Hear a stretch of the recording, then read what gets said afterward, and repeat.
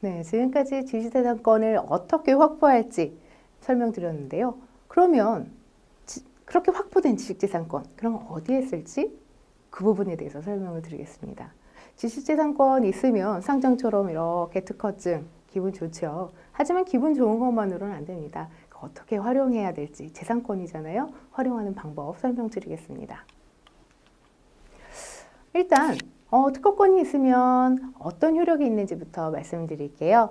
특허권이 있으면요, 내용적으로는 특허 문헌이 쭉 있습니다. 특허 명세서라고 하는 것이 있는데요. 그 중에 뭐 나의 발명 내용을 줄줄줄 막 쓰고요. 그게 중요한 게 아니라 가장 중요한 거는 제일 뒤에 이제 특허 청구 범위라고 하는 부분이 가장 중요합니다. 그 부분이 여기까지가 내 땅입니다. 내 권리의 범위는 여기까지입니다. 라고 써놓은 부분이 특허 청구 범위라고 하는 거고요. 거기에 기재되어 있는 1항, 2항, 3항 쭉 써 있는 것들이 청구항입니다. 여기에 기재된 내용이 굉장히 중요해요. 보이지 않는 기술을 말로 썼기 때문에 아다르고 어다릅니다. 굉장히 기재가 잘 되어 있어야 되죠. 그 다음에 시간적 범위입니다. 아까 언제까지라고 했죠? 출원일로부터 20년 보호가 되고요. 지역적으로는 우리나라에만 보호가 되죠. 해외에 보호받고 싶으시면 해외 출원을 해야 된다고 말씀드렸어요. 존속기간은 무조건 20년이지만 특별한 경우에는 연장시켜주는 경우가 있어요. 어떤 경우냐면 의약이라던가 농약처럼 뭔가 허가를 받는데 시간이 많이 걸려서 활용을 못하는 경우가 있잖아요. 혹은 등록이 좀 오래 걸렸어요. 심사하는 과정에서 특허청에서 시간을 많이 잡아먹었어요. 이러면 특정 기간에 따라서 존속 기간을 연장해주는 제도가 있다라는 걸 알아두시면 되겠습니다. 그러면 특허는 어떻게 활용할 수 있을까요? 일단 제일 첫 번째 원초적인 기능은 뭐죠? 제가 사업을 운영하고 있는 이 제품, 이 사업에 직접 실시하는 것. 이게 바로 실시 아닙니까? 이게 바로 활용이죠. 그죠? 또 한 가지는 내가 직접 활용할 수도 있지만 어떻게 할 수 있어요? 나는 활용하지 않고 남한테 기술을 빌려줘서 기술료를 받을 수도 있어요.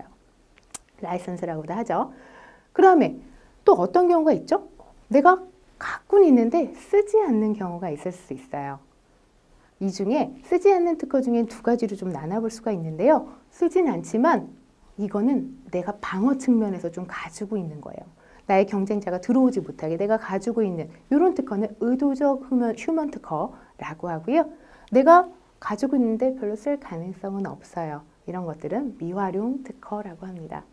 그래서 이 활용 특허를 어떻게 잘 꾸리고 포트폴리오를 잘 짜서 운영하느냐에 따라서 나의 활용 가치가 많이 달라지겠죠. 기술 가치 평가라는 거 들어보신 적 있으실 거예요. 눈에 보이지 않는 특허의 가치를 금액으로 환산하는 겁니다.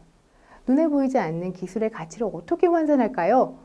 첫 번째는 가장 중요한 부분은 그 특허 기술이 실제 제품에 적용되고요. 그 적용 제품의 시장 지배력, 경쟁력을 유지해 나가는 데 있어서 뭔가 기여를 할 수 있는 특허, 이런 것들이 특허권의 가치에서는 굉장히 높게 나옵니다. 그래서 만약에 사업에 활용되지 않거나 활용될 가치가 없이 그냥 상장만 있는 특허, 이거는 실질적으로 활용 가치가 없다. 경제적 가치가 없다라고 볼 수 있습니다. 이런 경우에는 특허권 취득 유지에 대한 비용만 낭비하는 경우가 있기 때문에 과연 이걸 유지해야 될지 말아야 될지 관리 측면에서 고민을 해봐야 되겠죠. 기술 확보하는 방법에는 여러 가지가 있어요. 자체 개발해서 출원해서 등록받고 이렇게 해서 내가 특허를 확보하는 방법도 있지만요. 또 한 가지는 내가 특허를 개발하고 출원하고 등록받을 시간적 여유가 없는 경우에는 기술을 도입해서 좀 단기간에 기술을 확보하고 특허권을 가질 수 있는 방법도 있습니다. 반대로 내가 누군가한테 기술을 빌려주고 그에 대한 소득을 올릴 수도 있겠죠. 그래서 라이선싱이라고 하는 하나의 활용 예를 좀 보여드릴게요. 지식재산권 침해를 모니터링하는 작업으로 처음에 시작을 합니다. 혹시 내가 특허권을 가지고 있는데 누군가 나의 경쟁사가 나의 특허권을 혹시 침해하고 있는 건 아닌가 라고 하는 부분을 모니터링하는 거죠. 처음에는 어떤 제품을 가지고 모니터링할지 선정을 해야 될 겁니다. 그러면 그 제품에 관련된 특허, 나는 어떤 거 갖고 있지? 뭐 특허권이 하나인 경우도 있겠지만 여러 개 가지신 분들은 조금 확인해 보셔야 될 거예요. 오호, 내 특허 이거랑 아주 비슷하네 라고 생각했을 때는 내 특허와 상대편 경쟁자의 그 제품을 1대1로 비교해서 이 제품이 나의 특허를 침해하고 있는지 침해 여부 확인을 해야 됩니다. 확인해 봤더니 침해인 것 같아요. 그럼 어떻게 해야 되죠? 증거 자료를 수집해야 됩니다. 나중에 침해 사실의 입증은 그 권리자가 하게 되어 있기 때문에 어떤 물품에 어떤 방식으로 침해하고 있는지 증거 자료를 수집을 해야 되고요. 증거 자료를 수집한 이후에는 경고장을 보내게 되죠. 경고장을 보내게 되면 상대방에는 그에 대한 상당한 액션을 이제 하게 되죠. 뭐 무효가 들어올 수도 있겠지만, 우리가 침해했으니 이거에 대해서 라이선싱을 가자. 기술을 줄 테니 사용할 수 있게 해달라. 이런 협상이 진행될 수 있습니다. 이런 과정을 통해서 라이선싱 협상, 그 다음에 기술료 수입이 이제 발생하게 되는 거죠. 이 이외에도 창업하시는 분들은 여러 가지 창업 지원 프로그램들이 있어요. 뭐 창업사관학교라든가 창업사업화 지원 사업이라든가 다양한 창업 지원 프로그램들이 있는데요. 예비 창업자나 초기 창업자들을 선정해서 이제 금액 지원들을 상당히 많이 해주고 있어요. 근데 그 선정해주는 그 과정에 있어서 지식재산권을 보유한 경우에는 서류 면접심사에서 이제 가점 부여를 한다거나 혹은 차별성, 기술성을 이제 판단하는 데 있어서의 아주 중요한 자료로 활용되기 때문에 지식재산권이 있는 것, 없는 것 차이가 많이 크겠죠. 이 이외에 그 금융권에서 지식재산권을 담보로 해서 자금을 융통할 수 있는 여러 가지 방법들이 있습니다. 특허 창업 그 특례 보증이라던가 지식재산권을 담보로 하고 그에 대한 대출을 받는다거나 이런 여러 가지 지식재산권 담보 대출들이 상품으로 운영되고 있다라고 하는 것도 참고해 보실만 하겠습니다. 실제로 지식재산금융이라고 해서 그 특허를 가치평가를 해서 그 금액 안에서 특허를 담보로 잡고 대출을 실행했던 사업들을 몇 년간 계속 해오고 있습니다. 특히 이제 뭐 특정 업체에서는 가치평가 뭐 4건에 대해서 140억을 받고 특정 비용을 대출로 받았던 기업들도 있고요. 상표권도 평가해서 IP 규명을 받은 사례가 있습니다. 이 이외에도 정부 R&D 자금을 유치하는데도 그 지식재산권이 큰 역할을 할 수가 있는데요. 중소기업청이나 산업부 산하 여러 기관에서 R&D 자금을 유치해서 기술 개발에 반영할 수가 있는데요. 이런 경우에 기술에 대한 기술성 평가를 받게 됩니다. 기술성 평가하는 데 있어서 지식재산권이 있는 기업과 없는 기업, 그 차별성이 반드시 좀 드러나게 되겠죠. 그 이외에도 지식재산권을 기반으로 하는 여러 가지 VC, 번처캐피탈이나 자산운용사가 증가하고 있습니다. 특히 아이디어 브릿지 같은 경우에는 IP Sales and License Back이라고 하는 새로운 펀드를 만드셔서 여기에 이제 기업이 가지고 있는 특허를 본인들이 사갑니다.